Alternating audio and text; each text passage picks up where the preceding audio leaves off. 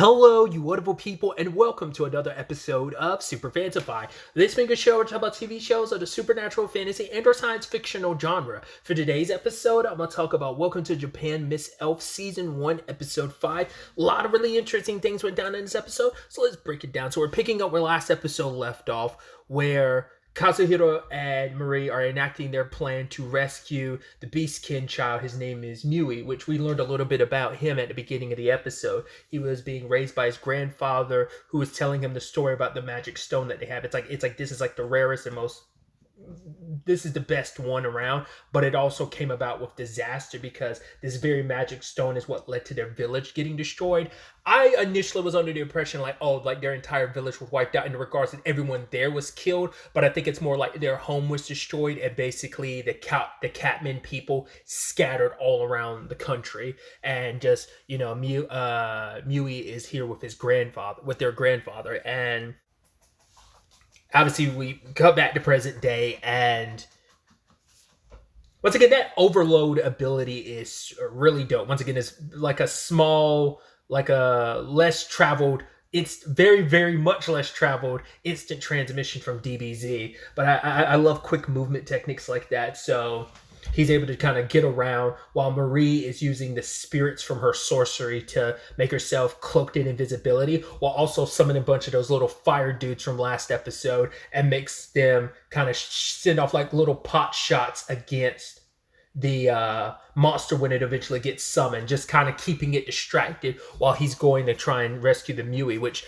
Mui, who's shocked to learn because it's been a little while, so I actually forgot about Kazuhiro knowing like a crap ton of monster language or other species languages. So I was like, oh, so even Miui's like, wait, there's a human that knows how to speak our language. It's like, I'm going to help you, because we find out that the bandit came to him and his grandfather, and it seems like killed his grandfather, burned their house to the ground, and snatched him up, because I guess they needed someone who could control the magic stone, and they probably could make use of it on their own, maybe selling it, but having him have control of the monster, it made him more a viable like slave, and especially because they've got him shackled.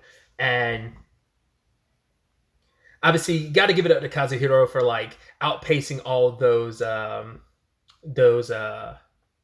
bandits. And it's so interesting because it's like I kind of let it slip my mind that it does feel like just like an action adventure game. Like it feels like this is like a very like swashbuckling adventure aspect. I mean, obviously when you think swashbuckling you just think of pirates, but there's something about him like facing off against these bandits and stuff. I'm like, it feels just so adventurous, and it just, I don't know, it's so cool, because I mean it's the first time we've seen Kazuhiro like really like fight people, because I mean obviously the dragon situation in episode 1/2 like wasn't really much of a fight situation, so this was like our first time really getting to see him kind of go through combat last episode and this episode, and outpacing all of these guys. He even has a special ability as the Illusory Swordsman as his job title. He can also create phantoms too, which I'm like, oh man, that's once again, I love stuff like that, because I'm a big fan of like you making like projections because you're moving so fast. That doesn't seem like that's necessarily how that works. Like he moves so fast that he's creating like an afterimage. It doesn't seem like it's like that. It just seems like he's straight up making a phantom. But I'm curious how that works, because it like the phantom will just like disappear and then he'll be somewhere else. So I don't know if that's like a culmination of his overload and his phantom ability. But it's also nice because for Mui, he kind of felt like, right, we Catmen aren't really good fighters. And to hear Kazuhiro be like, yeah, I'm kind of a weak fighter too, so I've kind of built my skill set around my nimbleness to kind of compensate for the fact that I'm not that strong. He's like, in fact, monsters would beat me up all the time. And I think that means a lot to Mui, because it's like, wait, if you consider yourself weak, you found a way around your weakness and found a strength in it. So I think that's kind of awe-inspiring in its own regard, especially to Mui. But yeah, it was the bandit tried to make it. The leader of the bandits tried to make a deal with Kazuhiro. It's like, okay, you give me all the treasure in your bag, and I will let that kid go. I'll destroy this stone that acts as like the lock to those chains. But I love Kazuhiro's like, you're not going to be able to convince you're not going to be able to lie to a working adult, because it's like, yeah, he's taking you advantage because he's like, oh, this is some dumb brat kid, not knowing like, well, you are a full grown working adult who just looks like a kid in this world. So I love that, where he's like, I can see through your BS. So, but obviously, he has a detection ability, which is why he knew that Kazuhiro had treasure in his bag and knew what was in the bag that was worthwhile. But because of this ability, he was able to find Marie, even though she was hidden. Which also, really quickly, I love that when he's like, I'm counting on you. She's like, oh my God, he's counting on me. She started blushing and she's like, right, I'm going to try super hard because like Kazuhiro was like, putting a lot of faith and trust in me. But use going after Marie as a means of drawing him out. And obviously it worked, but it was a trick to draw him out and attack him. Hondu was willing to murder his own people, but I guess it's like no honor amongst thieves type of situation, right? Because the other cronies had no, like, I thought like, oh, you'd feel at least a little bad, like, oh, he killed two of our own, he's not afraid to use us. But I guess in their mind it's like, well, we're higher up on the food chain than them, they were worthless, so it's fine with them being sacrificed. Or it's just like, hey, we're all in this with, we benefit from being around someone as strong as him, so we'll put aside any like grievances we might have about him potentially tossing us to the wind and kind of using us as sacrificial lambs, because it's like, yeah, it's all worth it in the end if we kind of get paid and it all benefits us in the end, so we're willing to overlook that, I guess. Because like I said, they didn't contest that at all, just like, they just kept it pushing. And then they sadly ended up capturing Mui and using him as bait. But they thought they had Kazuhiro dead to rights, because it turns out that, well, because of the overload having a weight limit, he can only teleport himself, but by dropping his sword, he dropped enough weight to be able to compensate picking up Mui and doing it. So, granted, took a crash hard landing, but luckily it was the sand they landed on. So, but it's like, okay, what are they going to do next?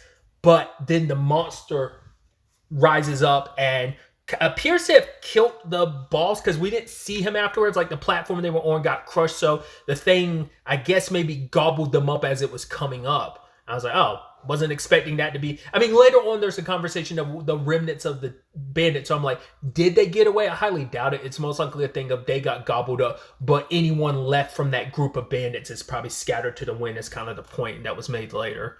But yeah, the monster's about to attack them, and Kazuhiro's thinking like, well, if I die, it'll be fine. I'll wake up in Japan. But what does that mean for Marie? Like, if she ends up in a dire situation like that, that means like she might actually just straight up die. Even though she can come to Japan, doesn't necessarily mean she'll wake up in Japan type of situation. But also in general, he wasn't gonna, even if she didn't like, even if like that meant just leaving her behind, he wasn't going to leave her behind. So he's like, fine, even if this thing's tough, I'll stand my ground and fight it.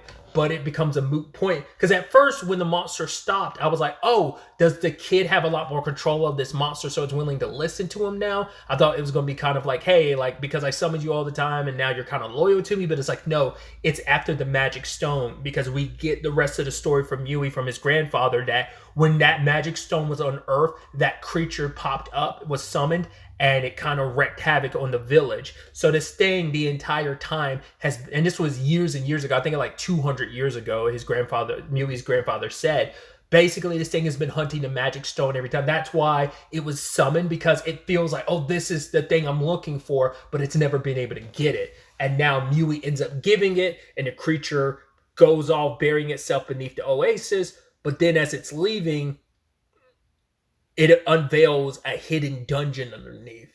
So it's like, oh, interesting. An interesting discovery along with all of this. One thing kind of led to another in this situation, which I find fascinating. Obviously, Marie is super excited to meet Mui. It's like cuddling him and everything.